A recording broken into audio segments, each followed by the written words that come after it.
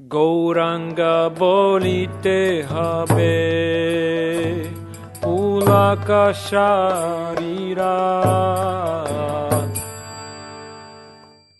उपनिषदों में एक सुंदर कहावत है, ऋषियों या कवियों, संस्कृत में कवि ने यह समझने की कोशिश की कि दुनिया में सभी वस्तुओं को क्या जोड़ता है, और इस निष्कर्ष पर पहुँचे कि सभी मौजूद वस्तुएं प्रेम से जुड़ी हुई है, कुछ की जो सब कुछ जोड़ते हैं मौजूद है। वे इस निष्कर्ष पर पहुँचे कि सभी चीजें प्रेम से जुड़ी है।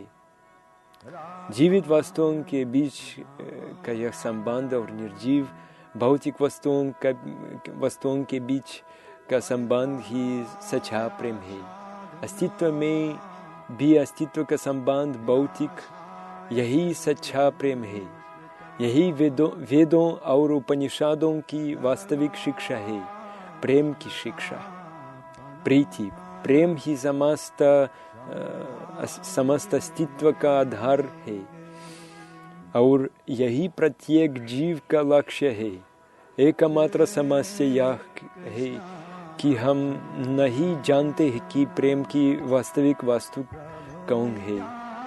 संस्कृत में प्रीतिरा वस्तु, और इसका समाधान सार्वजनिक रूप से यह घोषणा करना है कि प्रेम का वास्तविक उद्देश्य कृष्ण है।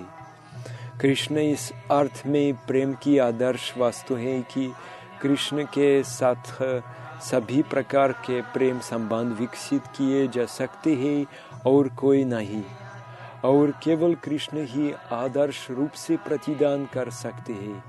भौतिक संसार में हम बार बार निराश होते हैं, क्योंकि यहाँ जो संबंध हम स्थापित करते हैं वे न केवल अस्थायी होते हैं बल्कि पूरी तरह से संतोषजनक भी नहीं होते हैं।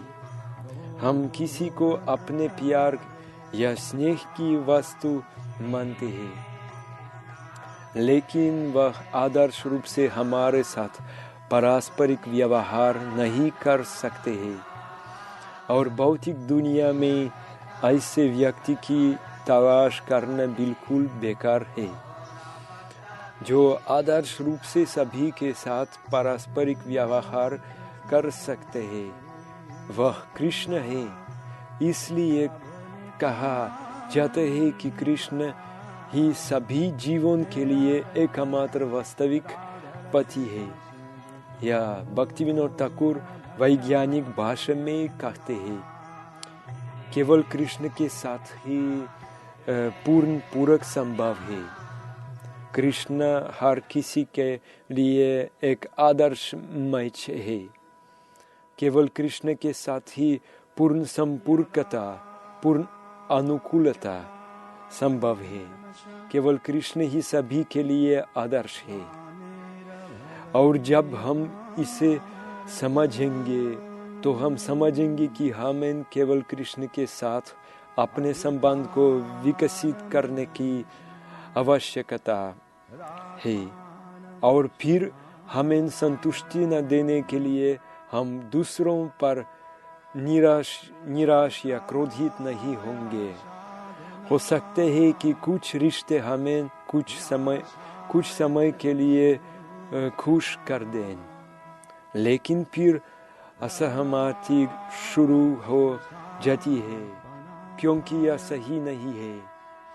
एकमात्र आदर्श साथी, आदर्श युगल केवल कृष्ण है।